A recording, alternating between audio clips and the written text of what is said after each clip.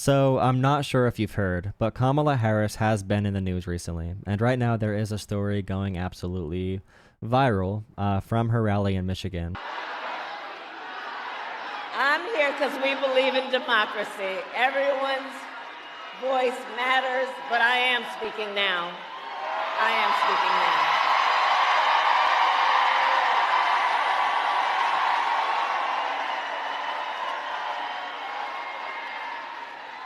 So Project 2025. Look, if he is elected, Donald Trump intends to give tax breaks to billionaires and big corporations. He intends to cut Social Security and Medicare. He intends to surrender our fight against the climate crisis, and he intends to end the Affordable Care Act. You know what? If you want Donald Trump to win, then say that, otherwise I'm speaking.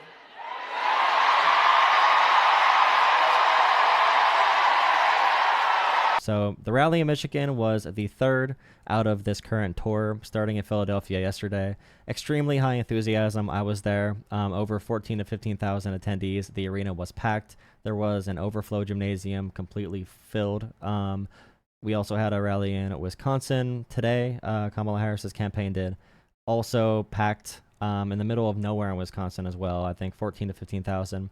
And today in Michigan, they had to get an aircraft carrier because everyone is so excited. And I think there were over 20,000 people at this rally. And the story comes as a result of protesters. Before her rally in Detroit, Vice President Kamala Harris spoke briefly with the co-founders of the Uncommitted National Movement, which mobilized tens of thousands of voters in Michigan to withhold their votes from President Biden in the primary earlier this year over his support for Israel's war in Gaza.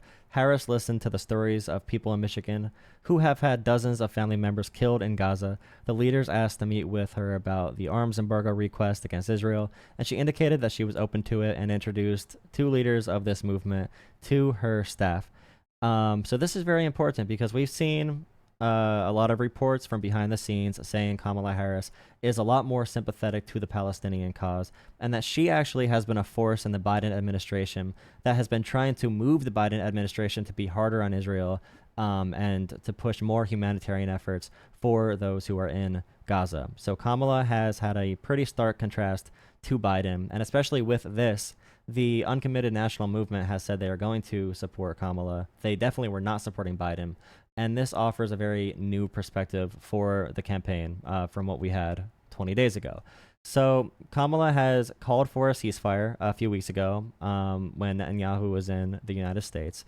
And there has been a lot of momentum in general behind the idea of change in the Democratic Party, especially with Tim Walz becoming vice president, with the tone of the campaign in general being more hopeful, joyful, moving away from the Biden model of campaigning. Things have taken a big turn, and this has been a chance to move in the right direction on a lot of things.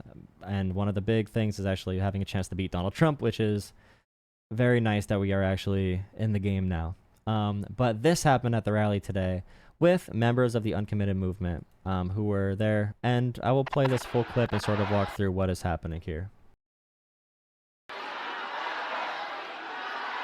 I'm here because we believe in democracy. Everyone's voice matters, but I am speaking now.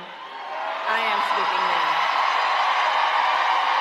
Looking at this from Kamala Harris's perspective, she's probably a little bit confused and annoyed because she is meeting with the protesters, talking about ceasefire, talking about being open to a possible embargo for weapons, talking about doing a huge change from what the Biden administration is currently doing with Israel-Palestine. And she's probably thinking, we already had this conversation. We're moving in a good direction. Why are you interrupting the rally and not letting me speak at this point?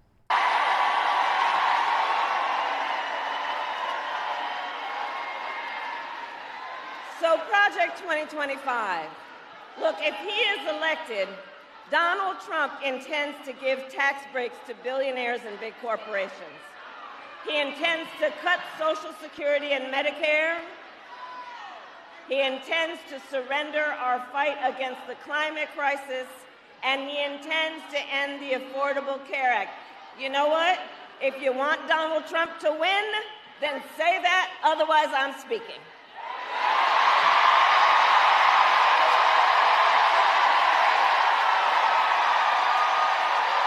Now, if you look on Twitter or somewhere else, all you probably see is this part. Where she says that, she has her hand out. She's looking like a mom talking to kids, and it is a younger crowd that's chanting right now. But she's thinking, why are you doing this? Like I said before, we made some commitments. We're moving in the right direction. And this is a pretty big deal. And I understand and I completely agree. The humanitarian disaster that's happening right now in Gaza is extreme. It's terrible. The torture, the amount of death we are seeing, the amount of destruction we are seeing is absolutely horrid. And it's a very noble cause. And when it comes to the morality of it, then of course you are in the right direction saying we need a ceasefire. How do we achieve that? But on the question of how do we achieve that, politically in the United States right now, the only chance to move in a somewhat good direction is to get Kamala Harris elected. These protesters, any pro-Palestine protesters, will not get close to a Donald Trump rally because they do not feel safe, which is completely understandable. But if they do not feel safe at a Donald Trump rally to protest on this issue, what is going to happen when Donald Trump is president? Someone who says, not only are we going to not stop Israel or not going to influence them in order to slow down what's happening or convince them to reverse course, maybe stop providing weapons, maybe at least be a leader when it comes to negotiating. Not only are we not going to do that, but Donald Trump thinks Israel should go further. Donald Trump is for complete extinction when it comes to that region in Gaza. So Kamala has been doing a pretty good job balancing, hey, we're going to make commitments, make some changes, but also we need to focus on beating Donald Trump. That's the main goal. And when she says this, Donald Trump to win, then say that, otherwise I'm speaking. it comes off not great. It is not good optically, but the political reality in the United States today, how are we going to help Palestinians? The answer is probably whatever convinces the most people in our country to focus on that as a main issue, which means Donald Trump cannot be president. Because I promise you, if Donald Trump becomes president of the United States, the Democratic Party's focus will only be fascism. It will be nothing good. It'll be preventing the complete erosion of our democracy if Donald Trump wins. There will be no focus towards this issue. There will be no focus at all. If Kamala wins, our government retains some integrity. We have a chance to peacefully protest safely, and we have a chance to move things in the right direction. And I don't know if it's a very tough conversation because you don't want to say, don't scream this right now, don't do this chant, because Kamala already made the concessions you're asking for. And if you're going to chant, which is what they were saying, is I'm not gonna vote for genocide. I think they were chanting something like that. No vote for genocide. I forgot what the exact chant was. But Kamala's like, I already said ceasefire. Like everything. I'm being a little bit of repetition now. But I think you get the point. And I don't want it to come off as her shouting down the protesters or the cause, because that has not been happening. Saying that Kamala Harris is turning a blind eye towards this topic is not reality. And she's doing a pretty good job steering the Democratic Party in a much better direction than it was in the past 8 to 10 to for a long time. Kamala Harris has been the most positive force on this issue that we've had in a very long time. And I want to make sure that we don't have progressives and we don't have media influencers. We don't have anyone spreading the misinformation and disinformation on the internet, acting like she is not supporting this cause in any way, because we need to understand the political reality.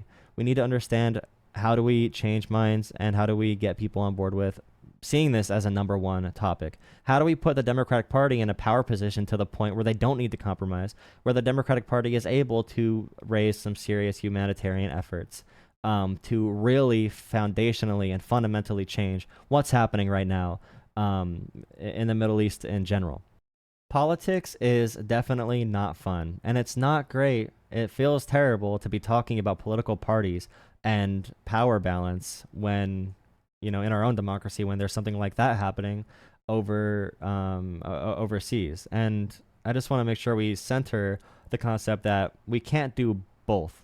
Sometimes we need to take care of one thing before it's even possible for us to influence the other. And that sucks. It feels terrible. I don't like it, but it's not the world we live in where we can protest and yell more than what we have already done. And the protesting has worked, but there comes to a point where you get certain compromises and you get certain promises from politicians where it's time to elect them and see if they follow through with them. Because we've got a lot of wins on this front, and I really don't want those wins to be lost, because this issue is far too important to get emotional to the point where we're making bad decisions politically that might reverse the course, that might reverse the positive direction that we're heading in. All of this definitely does not mean be silent. Never be silent, but there comes a time to be pragmatic in how you pick your spots.